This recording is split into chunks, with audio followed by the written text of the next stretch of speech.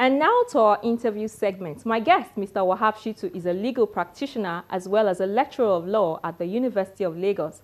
In this interview, we speak about some of the bills the National Assembly is considering.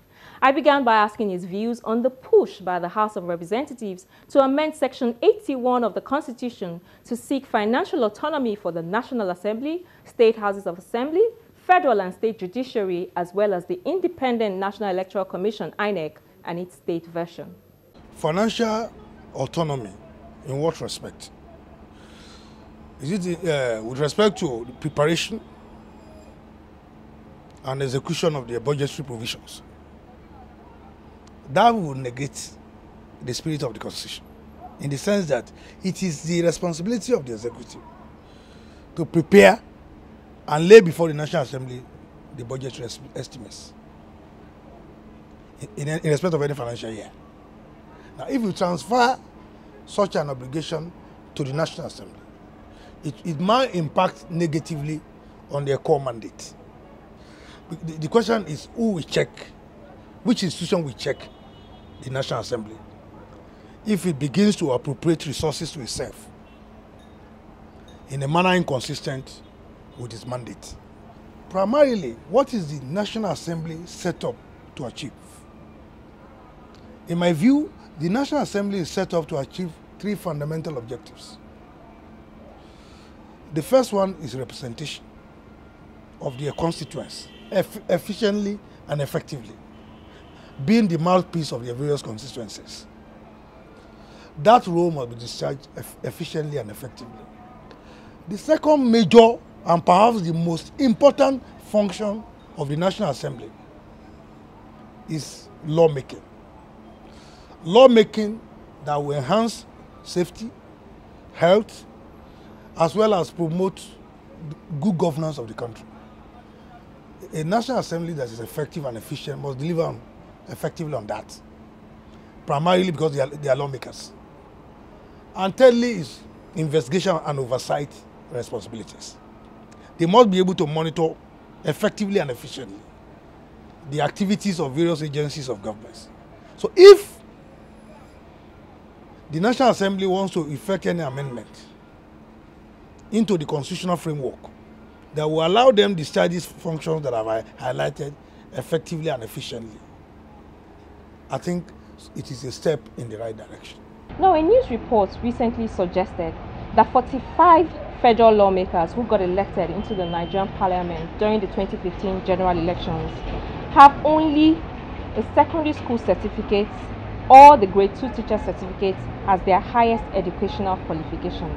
Now, given the sensitive nature of their duties, should the current qualification requirements be reviewed upwards?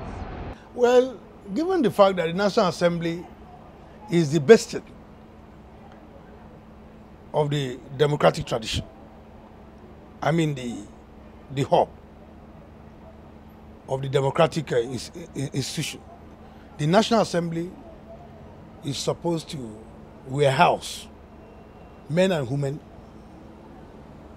of knowledge, experience, exposure, and pedigree in terms of achievements. Because, in fact, of the three arms of government, the one that is even closest to the people is the National Assembly. For instance, people who come to the National Assembly must understand the fundamentals of the democratic tradition. And what are these fundamentals? Respect for constitutionalism, respect for the rule of law, respect for fundamental rights, transparency and accountability, zero tolerance for corruption, and above all, good governance. So if this is their mandate, and this is apart from free, fair, and credible electoral process, you can see that the scope expected to be covered by an average lawmaker is indeed very wide. Such a person is also supposed to have a broad-based experience, across-the-board experience. He must feel at home in discussing all subjects under the sun: politics, business, economics, environment, science, must be able to understand the dynamics of the economy. All the major players of the economy must, and be able to discuss intelligibly. That is why you see that in the National Assembly, you have members structured into committees where various levels of expertise are required in order to be able to drive the democratic process, including being able to organize an effective and efficient synergy with the judiciary as well as the executive. So people who are endowed with such responsibilities should be people who are highly qualified, who are competent in terms of integrity, character, and capacity. So if you look at it from that perspective, you will expect the best brains to be in the National Assembly. You expect people who are worldly men of affairs to be in the National Assembly. So I think the standard of professional qualification in the light of the responsibilities I've highlighted ought to be higher. In some other climes, people come into the National Assembly after having acquired all-round experience in several fields. It's not supposed to be an assembly for lawyers alone. No, not lawyers alone. Medical doctors, engineers, successful businessmen, people, educationists, people who have seen it all and are ready to, aggregate the experiences they've acquired in various fields for the benefit of the country. That is the quality of people who should come into the National Assembly. And there's no way they can deliver on the output I've mentioned or in terms of service delivery quality if they are not professionally qualified in terms of knowledge, experience, exposure, and above all, character. What do you think should be the ideal qualification? I believe that people coming into the National Assembly, the minimum qualification they should have is being a graduate of a university. One of the other issues that came before the House of Reps during the week was this proposal to establish the Ecclesiastical Court of Appeal of the Federal Capital Territory and the other 36 states of the Federation. It's designed to be a replica of the Sharia Court of Appeal. Do you think that we need such a bill? Well, I think proposals such as the one you have mentioned is not something that one can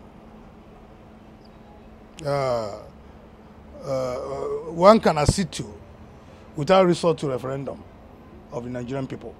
What I'm saying that when issues of such controversial nature are involved, you take it to a referendum of Nigerian people and find out whether majority are in support of such establishment. And there's no way you can deliver on effective and efficient constitutional making process without the input of the people, because sovereignty lies with the people. And how do you assess the sovereignty of the people?